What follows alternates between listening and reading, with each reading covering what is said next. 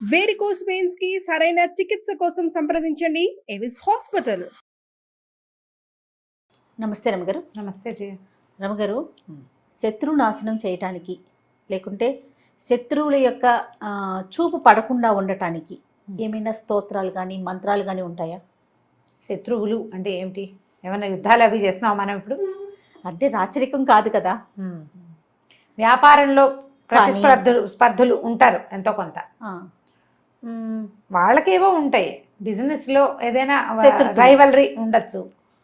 ఉద్యోగస్తుల్లో ఏదో చిన్నవి కాంపిటీషన్స్ ఉంటాయి. స్టూడెంట్స్ ఫ్రెండ్స్లో ఏవో చిన్న చిన్న పోటీలు ఉంటాయి. అంటే పెద్ద శత్రుత్వం అనే అంత పెద్ద పదాలు ఏముంటాయి జీవితాల్లో మామూలు వాళ్ళకి? కానీ అనుకుంటాం, కానీ చాలా మందికి ఉంటారు రమ్మగారు, చుట్టుపక్కల వాళ్ళని, ఎదిరింటోళ్ళు, పక్కింటోళ్ళు, చదువుకునేటప్పుడు నా శత్రువు అని ఫీల్ అయిపోయి ఎనిమిని చూసినట్టు చూసేవాళ్ళు ఉండరా? ఉంటారు. వాటితో సార్ట్ అవుట్ చేసుకోవాలి. దానికి శత్రునాశనానికి మంత్రాలు అవి తంత్రాలు ఏం చేస్తాం?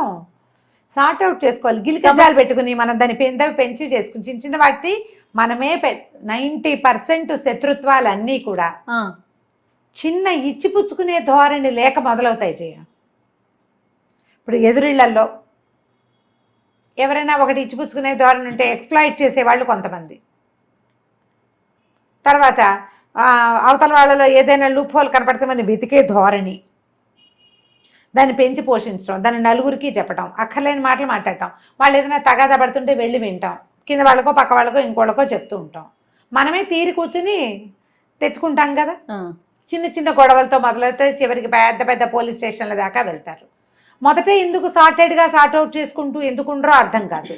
చివరికి శత్రుత్వం మాదే కరెక్ట్, మేమే కరెక్ట్ అనే ఆలోచన ఉంటుంది కదా రమ్మగారు. మేమే కరెక్ట్ కాదు, ఎదుటి వాళ్ళు ఎప్పుడూ తప్పే. అంతే పిచ్చి ధోరణులు జయ. అస్సలు తగ్గరు ఆలోచనే రాదు. ఇప్పుడు శత్రుత్వం అనేంత పెద్ద పదం వాడుకోకర్లేదు, కానీ అకారణంగా కొంతమందితోటి శత్రుత్వాలు ఏర్పడతాయి మన ప్రమేయం లేకుండా.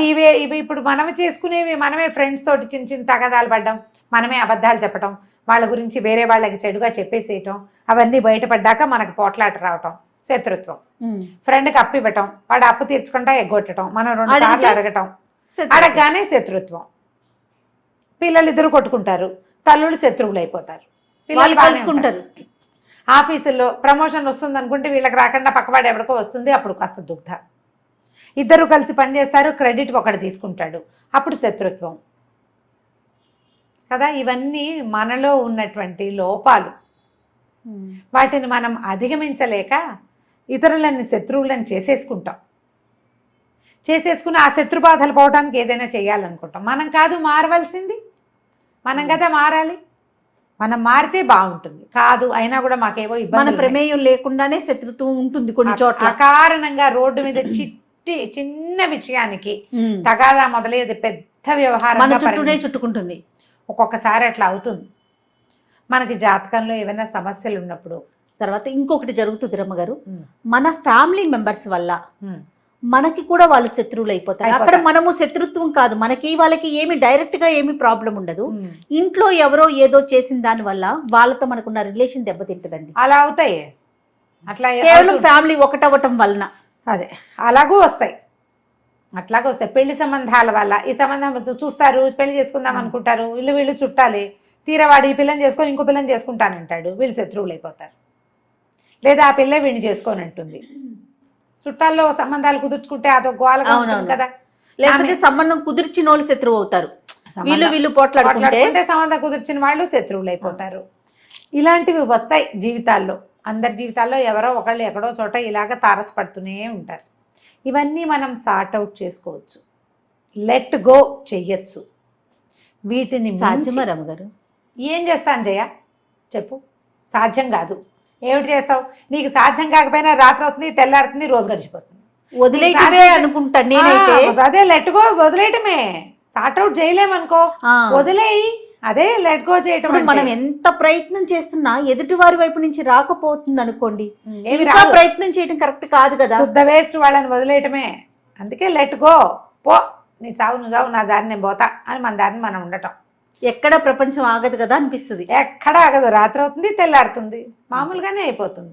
కాకపోతే మనకి తరచుగా ఇట్లా అకారణంగా పెద్దగా మన ప్రమేయం ఎక్కువ లేకుండా అంటే నీ ప్రమేయం ఉండి పోట్లాట వస్తే కాదు నేను చెప్పేది. మనం పాజిటివ్ థింగ్స్, అత్యద్భుతమైన విషయాలు మనం సొంతం చేసుకునేటప్పుడు కూడా మన తప్పు లేకుండా చేసుకోవాలి. మనదే తప్పు లేకుండా, మన ప్రమేయం లేకుండా, మనం సరిగ్గా ఉండి కూడా మనకి ఇతరులతోటి సమస్యలు వస్తూ ఉంటాయి. సుదర్శన మంత్రాన్ని ఆవాహన చేసి పెట్టుకోవాలి. ఆవాహన చేయాలంటే ఆవాహన పెద్ద మాట వాడుతున్నా అది కాదు. సుదర్శన మంత్రాన్ని అనుసంధానం చేసి పెట్టుకోవాలి, చదువుకోవాలి. సుదర్శనం చాలా కాపాడుతుంది.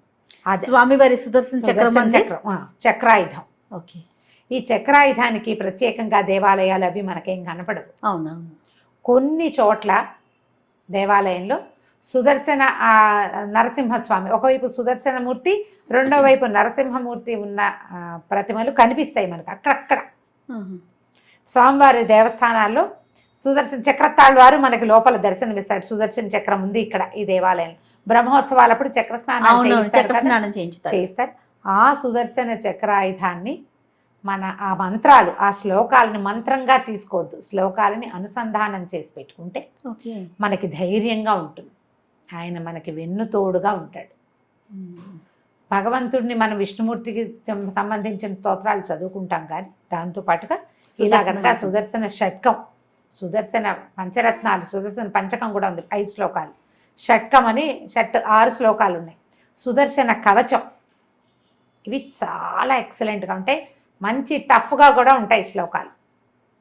ఎవరితోటైనా చెప్పించుకుని చదువుకోండి. మీరే స్వయంగా చదువుకోగలిగి కొంచెం 4 సంస్కృత ముక్కలతో నోరు తిరుగుతుందంటే నిదానంగా తప్పులు లేకుండా నేర్చుకుని రోజువారీ చదువుకోండి. ఇతరులతో శత్రుత్వాలు రాకుండా ఉంటాయి.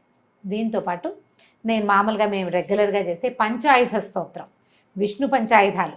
స్వామివారికి 5 ఆయుధాలు ఉన్నాయి. మామూలుగా మనకి ఏం కనపడతాయి, శంఖచక్రాలు పట్టుకుని కనిపిస్తాడు. అవును కదా. ఇప్పుడు చక్రం ఆయుధం, ప్రయోగంగా పనిచేస్తుంది. అది శంఖం ఆయుధం కాదు, కానీ యుద్ధ సన్నద్ధిని సూచించే సాధనం. శంఖ చక్రాలతోటే హరి కనపడతాడు మనకి. వీటితో పాటు అయ్యవారు పట్టుకునేది గద ఒకటి కనిపిస్తుంది. శంఖచక్ర గదా పద్మహస్తుడుగా కనిపిస్తాడు స్వామి. పైన 2 ఊర్ధ్వహస్తాలలో శంఖచక్రాలు ఉండి కింద గదా పద్మము పట్టుకుని ఉంటాడు. సాత్విక స్వరూపుడు. ఇది కూడా ప్రయోగ భంగిమలో ఉండదు. చక్రం స్థిమితంగా ఉంటుంది. పద్మం పట్టుకున్నాడంటే స్థిమితంగా నువ్వేదో చెప్పుకో నేను వింటాను అని చెప్తాడు. అయితే స్వామికి ఇంకో 2 ఆయుధాలు ఉన్నాయి. ఖడ్గము, నందకం దాని పేరు. తర్వాత శార్ంగం అనే ఒక విల్లు, శార్ంగాయుధపాణి అని చెప్తారు స్వామిని. విష్ణు సహస్రనామాల్లో శంఖీ చక్రీ చ నందకి వినపడుతుంది. అవును. వనమాలి గది శార్ంగి శంఖీ చక్రీ చ నందకి శ్రీమాన్నారాయణు విష్ణుర్వాసుదేవోభిరక్షతు. వాసుదేవుడనే పేరుతోటి ఉన్నటువంటి విష్ణు స్వరూపం నన్ను రక్షించుగాక. వనమాలి గది శార్ంగి, ఆయన పైగా ఒట్టిగా శంఖచక్రాలు పుచ్చుకుని లేడు, వనమాల కూడా వేసుకుని ఉన్నాడు.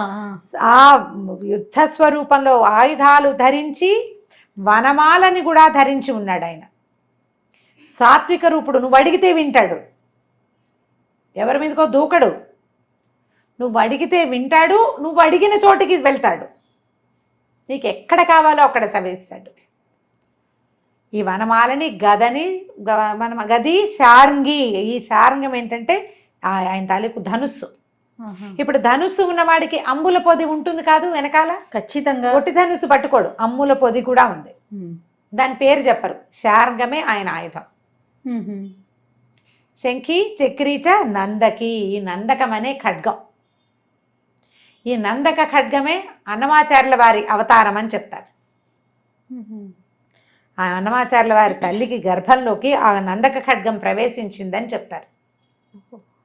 ఆ ఖడ్గమే ఇలా అన్నమాచార్యుల వారిలాగా జన్మించింది అని. ఈ 5 ఆయుధాలతోటి ఉండేటువంటి పంచాయుధ స్తోత్రం సాత్వికంగా ఉంటుంది. కొంచెం టఫ్, ఎక్కువ టఫ్ కాదు, తేలికగా నేర్చుకోవచ్చు. ప్రయత్నం చేసి పంచాయుధ స్తోత్రాన్ని నిత్య అనుసంధాన శ్లోకాలలో పెట్టుకోండి. ఈ పంచాయుధ స్తోత్రం మనకి ధైర్యాన్ని ఇస్తుంది, బలాన్ని ఇస్తుంది. నిద్రలో మెలకు వచ్చి నిద్ర పట్టకపోతే చదువుకోవచ్చు, పిల్లలు బెదిరినప్పుడు చదువుకోవచ్చు, పిల్లలకి తరచుగా అనారోగ్యాలు వస్తుంటే చదువుకోవచ్చు, దిష్టి తగిలింది అనిపించినప్పుడు చదువుకోవచ్చు, అనారోగ్యంగా ఉండి ఆపాటంగా జ్వరాలు అప్పుడు పిల్లలు ఏడ్చి గోల పెట్టేస్తూ ఉంటారు.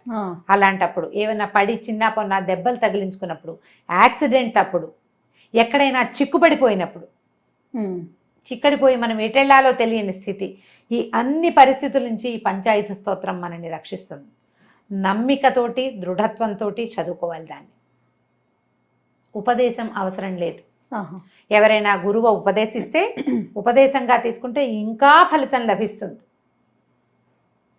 నిత్యధారణ ఉన్నవాళ్ళు ఎవరైనా మనకు ఉపదేశిస్తే అద్భుతమైన ఫలితం లభిస్తుంది. నాకు నిత్యధారణే ఉంది, నేను రోజు చదువుతాను. దాదాపుగా నాకు 10-12 సంవత్సరాల వయసు వచ్చినప్పటి నుంచి రోజువారీ చదువుకునే అలవాటు ఉంది. మా ఇంట్లో అందరికీ ఉంది. మా నాన్నగారు చదివేవారు, నాయనమ్మ చదివేది. మా ఇంట్లో ఇప్పుడు నేను ఈ చెప్పినవన్నీ చేస్తాం. అట్లా తెలియదు. చంటి పిల్లలు ఏడుస్తుంటారు క్రాంకీగా, ఎందుకు ఏడుస్తాడో తెలియదు. అప్పుడు కూడా మేము 5 సార్లు పంచాయతీ స్తోత్రాన్ని 5 times చదవడం పద్ధతి. ఇది అలవర్చుకుంటే శత్రు బాధలు అని మనం ఏవిగా భావిస్తున్నామో, మనకి దిష్టి తగులుతోంది తరచుగా, ఇతరులు అకారణంగా మన మీద పోట్లాటకు వస్తున్నారు, అకారణంగా పాయింట్ హైలైటెడ్, గుర్తుపెట్టుకోండి. నువ్వే దూకితే కాదు, నిన్ను రక్షించదు. ఇది ఈ పాజిటివ్ ఎనర్జీ నీకు వెన్ను తోడు, ఎప్పుడు నీకు తోడు అవసరమైతే, నువ్వే కాట్ల కుక్కలాగా పడితే మాత్రం కాదు. యుద్ధకాంక్ష నీకుంటే కాదు. నేను యుద్ధాన్ని కాంక్షిస్తున్నా, మీరు నాకు సహాయంగా రమ్మంటే భగవంతుడు రాడు. యుద్ధంలో ధర్మం ఉండాలి, అప్పుడు వస్తాడు. అధర్మ యుద్ధానికి ఏ పాజిటివ్ ఎనర్జీ మన వెనకాల నుంచోదు. అవునండి, పాజిటివ్ ఎనర్జీ ఎప్పుడు కూడా సరైన దాని వెనకాల నిలబడుతుంది. అప్పుడు ప్రకృతి కూడా అనుకూలిస్తుంది మనకి. ఈ ధోరణితోటి పనిచేయండి. మీ ముందు మీ దగ్గర కయ్యానికి కాలు దువ్వే ధోరణి ఉంటే దాన్ని తగ్గించుకోండి. ఈ స్తోత్రం చాలా సహాయం చేస్తుంది. ఇది చదువుకోవచ్చు. సుదర్శన ఆయుధానికి సంబంధించినటువంటి సుదర్శన షట్కము, పంచకము, తర్వాత సుదర్శన కవచము, సుదర్శన మంత్రము, సుదర్శన మాలా మంత్రము అని కూడా ఉంది. స్తోత్రనిధి అని ఒక యాప్ ఉంది, మనకి ఆండ్రాయిడ్ ఫోన్ ఉంటే కనపడతాయి.